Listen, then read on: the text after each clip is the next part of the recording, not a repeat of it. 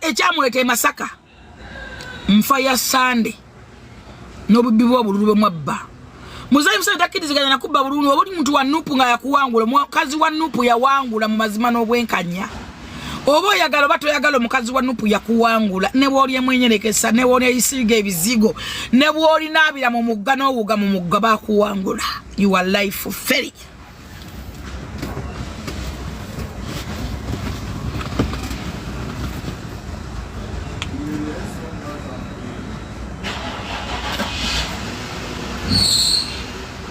Wachi Muzayi oyabadde ajja mwatandise ogamba ate omukazi wa Masaka ate agenze mu State House ate agenze kwaba mu State House ate agenze ludda wa yes President Museveni bamu confirming anti president ogwanga lino president ogwanga ne atwala abanupu abaddipi abanjema abachi bonna yabatwala kimukakatako ne parliament buli ekita kimalagana wa president mubera mu opposition era ne bakkiriza nti bigende wa Muzayi Museveni abisainingeko babigane mwajja mwasamirira omukazi atalopa bananga atagenza addukidde wa Museveni so what are you saying omukazi yabawangula 100% ne woli nabira mu Seziwa ne woli nabira mu Lwera nga weyambudde omukazi wa Nuupu yawangula Masaka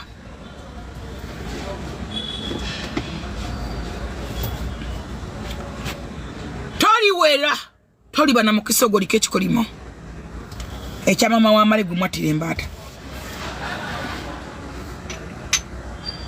mama wa Malito umula noyo Asia mwana wa mulima nyanyo musazi goma wasoye ne mugoba ngembwa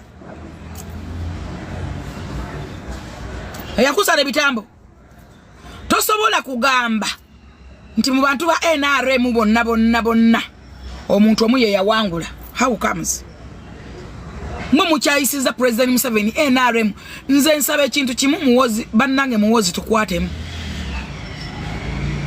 muwozi general muwozi Kanerugaba kama mbaya ni mbaya nkusaba tukwatemu line gwanga muwozi njagala olifugemu yesala yange yokaje nsaba bweti bila satugumu Muzayi agenda koma Muzayi muwozi tukwatemu atona ogenda tukwatamu ng'omwana wona yagenze kulanka yo asemo kulumba na mmere jukira yali yatusuubiza mbukulwa hamu n'obulungi bw'ekibiina kya NRM taliddamu kwogera ku nammere era n'atugamba nti amusonyiye naye azzeemu n'akola olulumba Sinzigo era amulangidde nga we yabba akalulu ako nti yali teyawangula nti yabange akalulu kano singa awangula genuinely lwaki walabye President Yoweri Kaguta Museveni ngazze Masaka ne mukulyetingayo ekiboozibozi mbuloozi nalubowa simanya asisinkanye President Yoweri Kaguta Museveni bayida amawulire ago gatambudde nnyo era gatambudde mbu yamusisinkanye ng'amusaba kifo kya RDC amawulire ago gatambudde nnyo era abantu abasinga obungi ne batuuka okwebuuza ye COVID tests yali akola zaaki awo tuli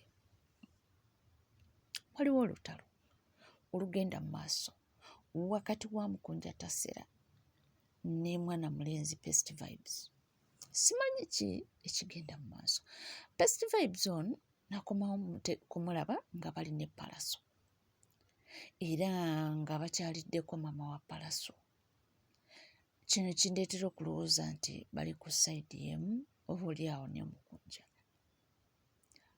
naye ekyabaddewo mbu Mukunja mbu yasoose okulumba era mbu olwalumbye oba mbu n'akubayo oba n'akuba Best Vibe ate ono naye olwasituse awo empalana n'ennyooka kakati onaakobodde poliisi nti eveeyo abaana bano nga tebanattiŋŋana buli muzadde asobola otambuza vidiyo n'agiraga abaana be laba abavubuka abato we bagenda okuttiŋŋana bagenda kwefumitafumita ebiso muze radio bwati bwe yafa omuvubuka eyita Best Vibes n'Omukunja Tasera awagira Mwami Kyagulanyi wa NUP batandise okwerumba maka gye basula bagenda kuttiŋŋana abaana abato security agencies ebigenda maaso mu biraba Uganda Police muveeyo mukwata abaana bano bonna bali mu kukola entalo tunuulira balumbi amaka goono kye bali mu kugakola laba kye bakola omusajja ono gwe basanze waka omukunja tasira naye yalumbi ono ne bakubagana kati batunuulire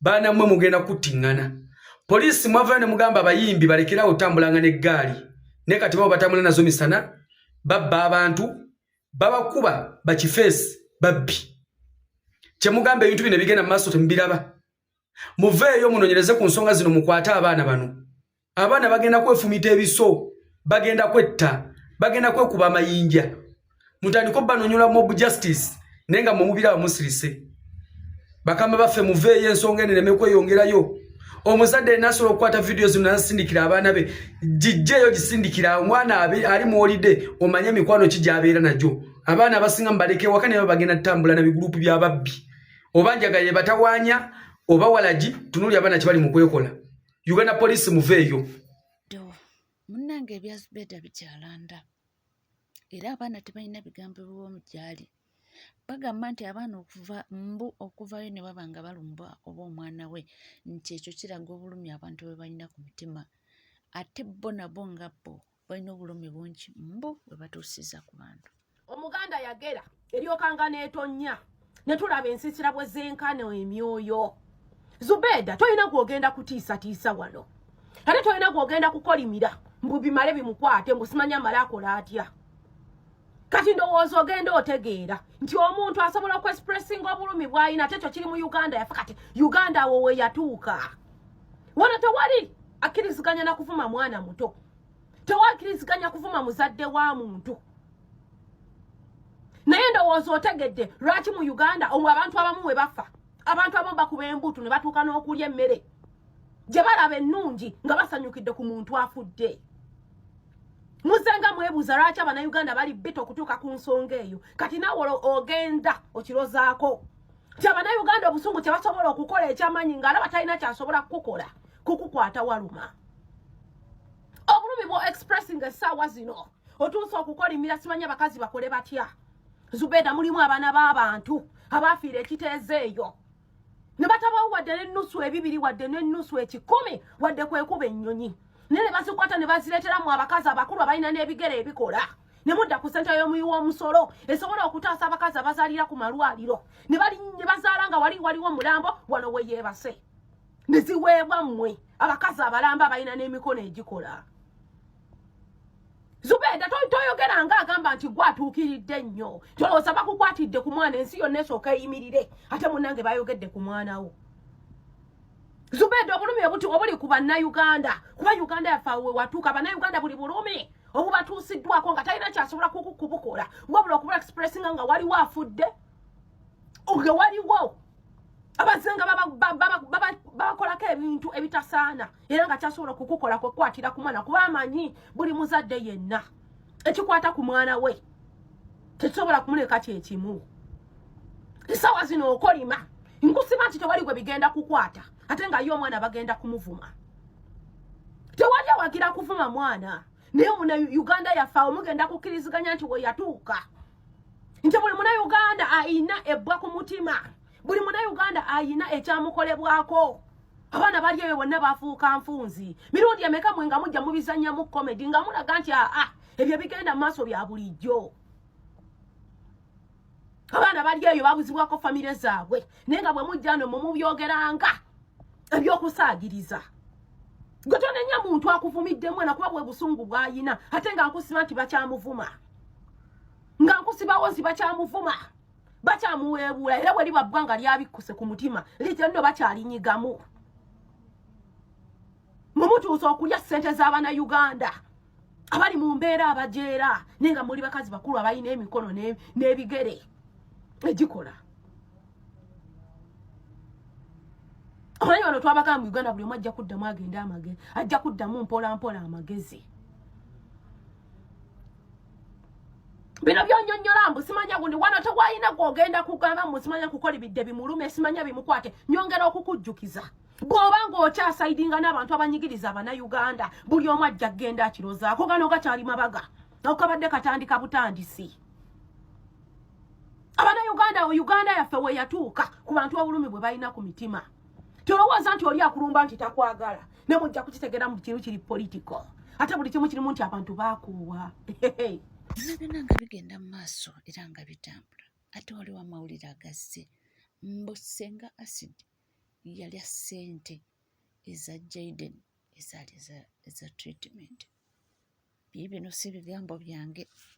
Amawulire agali ku gulawundi agali mu kutambula mbu Sengamizi aina speed governor mukamwa slowly by swa Ssenga Acid yabba ssente za Jayden. Mugambe Ssenga Acid yabba ssente za Jayden ez'okumujjanjaba. Mugambe genda maaso mada Mugambe kabata toli kabada. Jayden avuddeyo n'agamba nti Sengamizi amanyikiddwa nga Ssenga Acid ow'omu Canada nannyini komba bakazi banne Busolo n'abasiyazi apromoting ebisiyazi ku app kuno nannyini kusiyaga Senga nanna ayogera empola ng'aweddemu amanda ayogera nga transformer enkadde. Ssenga Acid yabba ssente za Jayden ez'omutima ez'obusomyo. Bigenda bitya mbu Sengamizi nanna n'abasiyazi mbu Jayden basonda ssente ez'omutima ku live ya Sengamizi. Live ndowooza abantu bangi mwagiraba ng'abantu basonda ssente za Jayden ku live ya Sengamizi. Mbu Sengamizi ono bwe yakuŋŋaanya akasente aka Jayden ne katula ku ssimu ya Sengamizi. Mbu Sengamizi nanna n'abasiyazi mukomba Busolo bw'abakazi banne Sengamizi munaasaba Jayden empapula z'eddwaliro mbu ng'amaze okuŋŋaanya ssente. Kati nga Sengamizi agamba okuweereza ssente ze nkuŋŋaanyizza sooka ondage empapula z'eddwaliro, sooka ondage obujulizi obukakasa nti ddala ogenda okulongosebwa. Olaba okitegeera.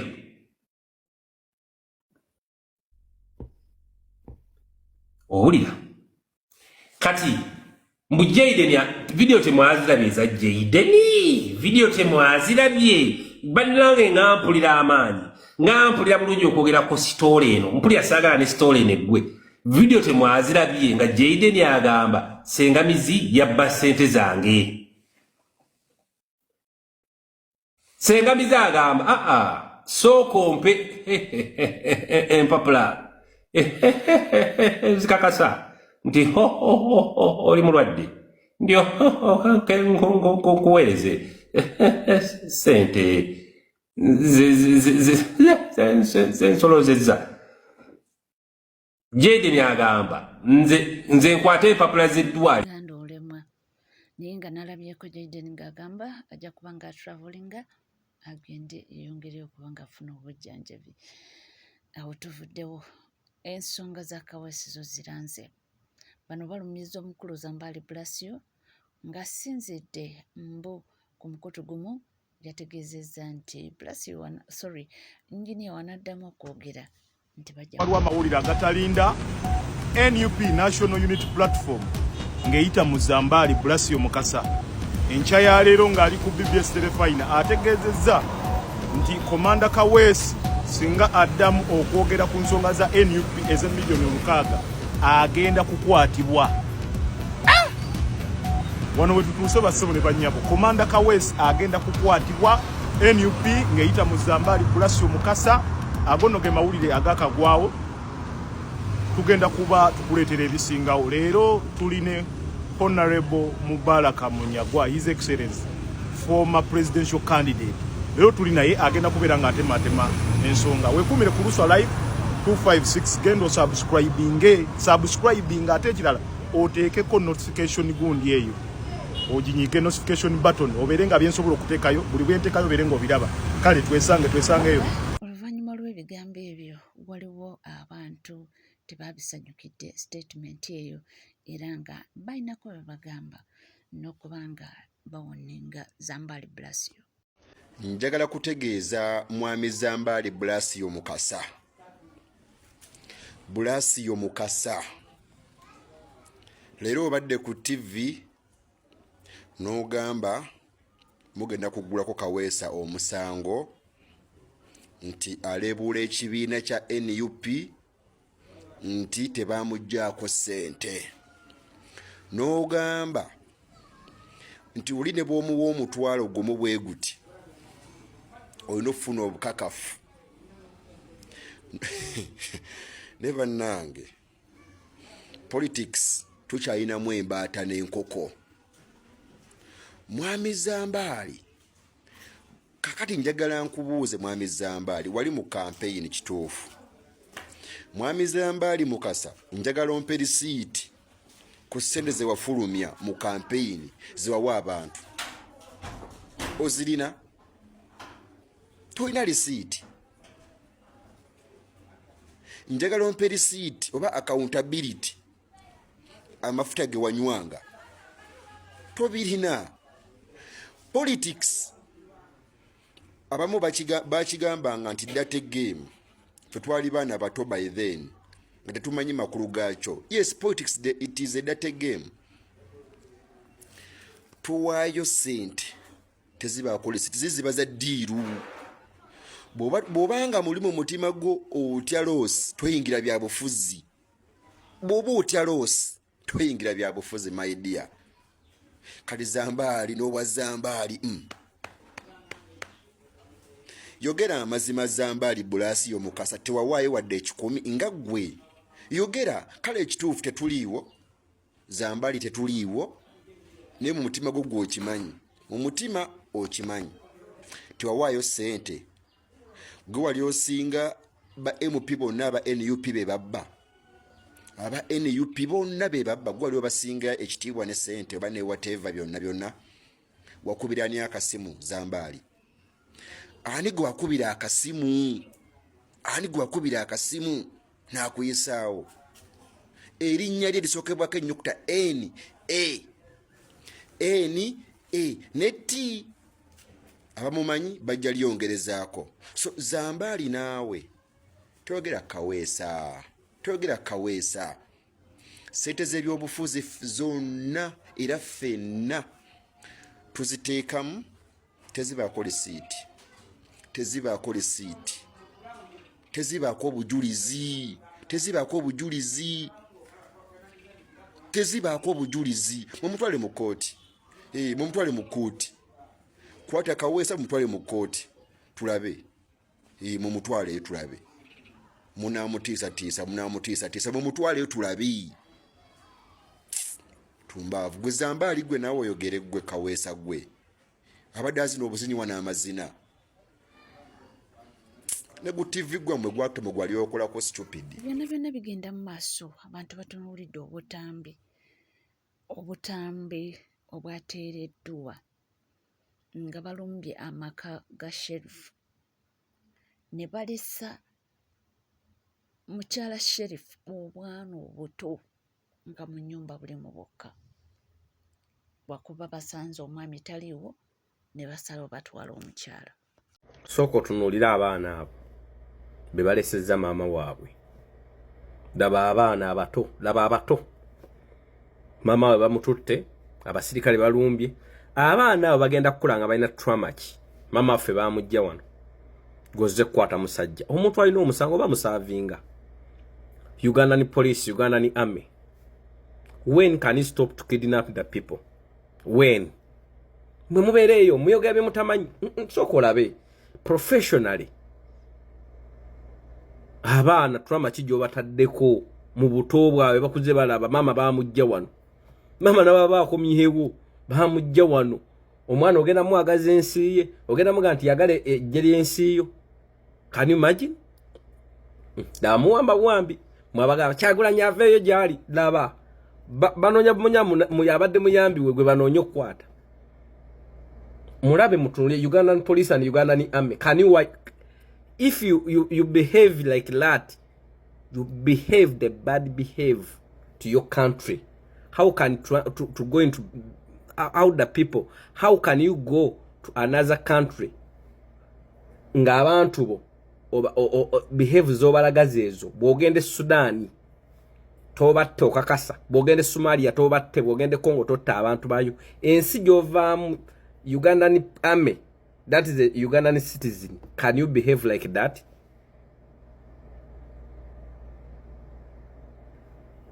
Ensi yugwa amaje no police muova laba abantu botekeddwa okuuma b'obayisa kati olwo gye bakutwale Sudani totta abantu. How can you come to defend Ugandan army nti Sudan tebakolayo bulumbaganye nga bannansi bennyini mubakola bwe mutyo? Mwabalwanira eddembe ly'abaana abo abaana bagenzi basigadde mu trauma ki? Omwana tebamunyeze naye laba batute nnyina ng'omwana alaba. Ne mwandisindise mugamba nti mama wawana waka tukwetaaga ku poliisi yandibuze. Bichagala nyivaayo tewali amunoonya ate nga abayambi be mbawamba misana. Mubawamba misana. We kidnap, just kidnap. We kidnap. Abduct. Can you imagine? Look at that. That's a nonsense. Ugandan army, Ugandan police, Ugandan army. Can you imagine? We kidnap people every day. We abduct the people every day, every time. Can you imagine? Kifaananyi kyekyo kyemulaga. Kifaananyi kyemulaga. Era Kyagulanyi aveeyo obusibu kakafu. Abayambi be munoonya kati mutegedde Don Sheriff ajja kuba anoche. Muli mabega. Security ya mweri wansi. Omanyi lwaki security ya Uganda intelligence yayo muli wansi muli low class. Mukozesa abantu abali low class. Abasasulwa amangu like mitwala 4 mitwala 5. Bali low class, tebali so educative, tebali so intelligent, bali awo bali low class. That's guli gumugwoka NCK TV. Ire woboliyo nga tuna subscribinga kekade subscribinga ringinga that notification bell sharinga likinga ebisigadde tukomo nabyo tova.